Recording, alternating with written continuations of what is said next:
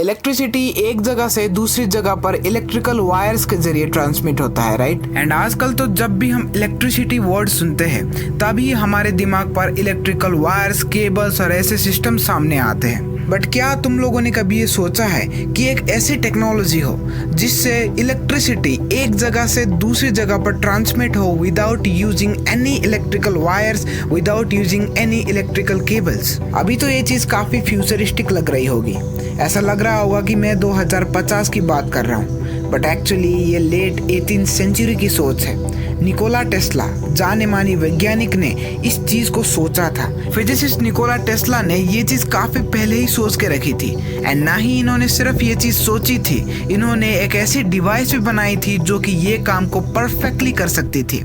उस डिवाइस का नाम टेस्ला कोयल था, जिसकी वजह से वायरलेस इलेक्ट्रिसिटी ट्रांसमिशन पॉसिबल हो सकता था। तो अगर निकोला टेस्ला ने ये चीज काफी पहले ही सोच के रखी थी एंड ना ही सिर्फ सोचा था, ये चीज बनाई भी थी, तो एक्चुअली आज भी हम ये चीज यूज क्यों नहीं कर रहे हैं? आज भी हम क्यों वायर्स का यूज कर रहे हैं इलेक्ट्रिसिटी ट्रांसमिशन के लिए? Why aren't we using Tesla coil anymore? And आज की इस वीडियो का मेन मुद्दा भी यही होने वाला होगा। वीडियो काफी सिंपल है, प्लेन है, जिसको समझने के लिए फिजिक्स स्टूडेंट का ही होना जरूरी नहीं है। अरे घबराओ मत यार, रॉकेट बनाना थोड़ी ना सिखाता हूँ मैं तुम लोगों को। हाँ, वो बात अलग है कि मुझे खुद नहीं आता है rocket banana. So after a lame joke, let's start this video without any delay.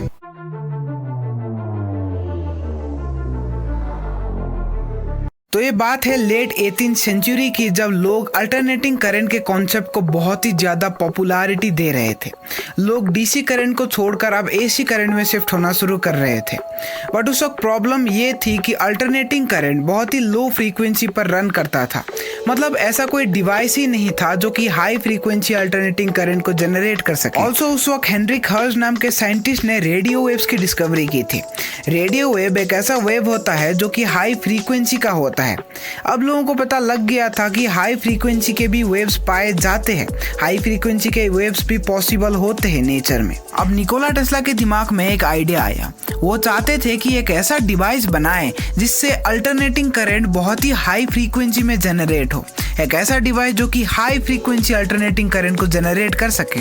Nikola Tesla इस काम को करने में लग गए और उन्होंने अल्टरनेटर नाम का एक बहुत ही इंटरेस्टिंग डिवाइस बनाया जो कि high frequency alternating current generate करने के कैपेबल था। बट वो अल्टरनेटर भी 20 किलोहर्ट्ज से ज्यादा अल्टरनेटिंग करंट का फ्रीक्वेंसी जनरेट नहीं कर पाता था। बट वो काम को करते करते निकोला टेस्ला को एक बहुत ही इंटरेस्टिंग आइडिया आया था। एक्चुअली उस वक्त अल्टरनेटिंग करंट को तारों की वजह से ट्रांसमिट किया जाता था। हालांकि अभी भी इसी तरीके से हम ट्रांसमिट करते हैं अल्टरनेटिंग करंट को, बट उस वक्त ट्रांसफार्मर जो थे वो इतने इफेक्टिव नहीं थे और इसकी वजह से तारों में बहुत ही ज्यादा पावर लॉस होता था। अब जिन लोगों को पावर लॉस का कोई आइडिया नहीं है, आप लोग ये मान सकते हो कि जो बिजली की तार है वहां पर काफी ज्यादा पावर या फिर इलेक्ट्रिकल एनर्जी वेस्ट हो जाती है।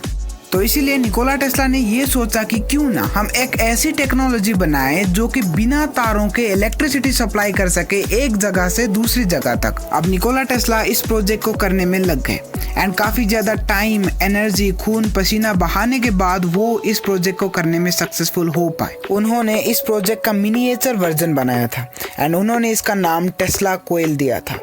अब बारी थी इस चीज को डेमोन्स्ट्रेट करने की। मई 20, 1891 कोलंबिया कॉलेज के लेक्चर में निकोला टेस्ला ने अपने टेस्ला कोयल को डेमोन्स्ट्रेट करना शुरू कर दिया। उन्होंने हाई फ्रीक्वेंसी अल्टरनेटिंग करंट को जनरेट किया था जो कि अप्रॉक्सीमेटली रेडियो वेव फ्रीक्वेंसी पर काम करता था and that was actually a Tesla coil. वो जब टेस्ला कोयल के पास में बल्ब या फिर कोई भी इलेक्ट्रिकल अप्लायंसेस लेकर जाते तो वो काम करना शुरू कर देता, लाइक बल्ब जलना शुरू हो जाता था।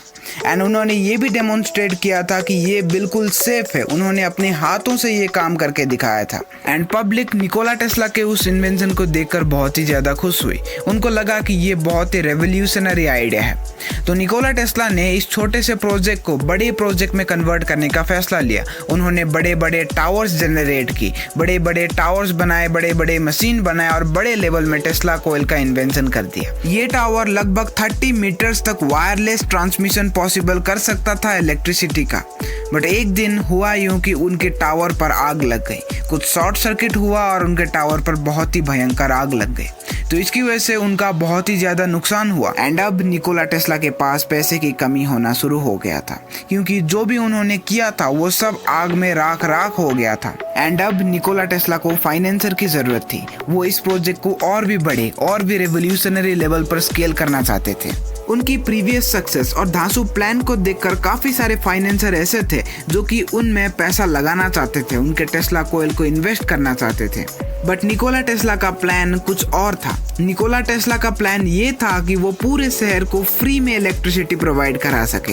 एंड अगर आपने हमारी निकोला टेस्ला की सीरीज को ध्यान से देखा हो तो हर सीरीज में हमने यही जिक्र किया है। बट फाइनेंसर्स इस बात से खुश नहीं थे, क्योंकि ऑब्वियस सी बात है यार, अगर तुम किसी चीज में पैसा लगाते हो तो तुम प्रॉफिट ही एक्सपेक्ट करते हो, राइट, ना कि लॉस। एंड फाइनेंसर के साथ भी यही प्रॉब्लम था। अगर वो टेस्ला के प्रोजेक्ट में पैसा लगाते और निकोला टेस्ला फ्री में इलेक्ट्रिसिटी प्रोवाइड करते तो उनको तो ऑब्वियसली नुकसान ही पहुंचता, राइट। एंड कौन बंदा ऐसा होगा जो कि अपने नुकसान से पूरी दुनिया को फ्री में इलेक्ट्रिसिटी प्रोवाइड करा सके। सो इसीलिए फाइनेंसर्स ने अपना रास्ता मोड़ लिया। कोई भी फाइनेंसर रेडी नहीं था निकोला टेस्ला के टेस्ला कोयल पर इन्वेस्ट करने के लिए। एंड इसी वजह से निकोला टेस्ला का टेस्ला कोयल का प्रोजेक्ट बिल्कुल ठप पड़ गया। तो बढ़ते हैं हमारे वीडियो के मेन क्वेश्चन पर, टेस्ला कोयल क्यों इलेक्ट्रिसिटी ट्रांसमिशन में यूज नहीं होता है।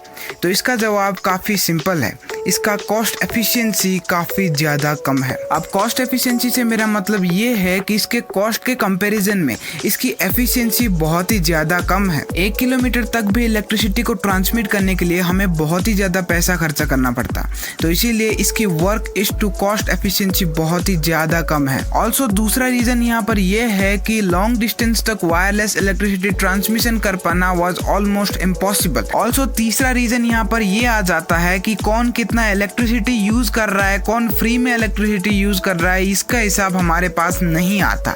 एंड फ्री में इलेक्ट्रिसिटी सबको प्रोवाइड करना is absolutely a deal of loss. हाँ, फ्यूचर में कोई एक टेक्नोलॉजी ऐसी आ सकती है जिससे इन सब प्रॉब्लम को सॉल्व किया जा सके एंड हम टेस्ला कोयल की एफिशिएंसी को और ज्यादा मैक्सिमम लेवल तक लेकर जा सके।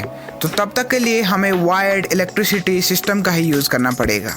तो अगर तुम लोगों को निकोला टेस्ला के बारे में और जानना है तो इस वाली वीडियो पर क्लिक कर सकते हो। एंड अगर तुम लोगों को एक कंट्रोवर्सी के बारे में जानना है, AC versus DC, Nikola Tesla versus Thomas Alva Edison के बारे में, तो इस वाली वीडियो पर क्लिक कर सकते हो। Thanks for watching this video.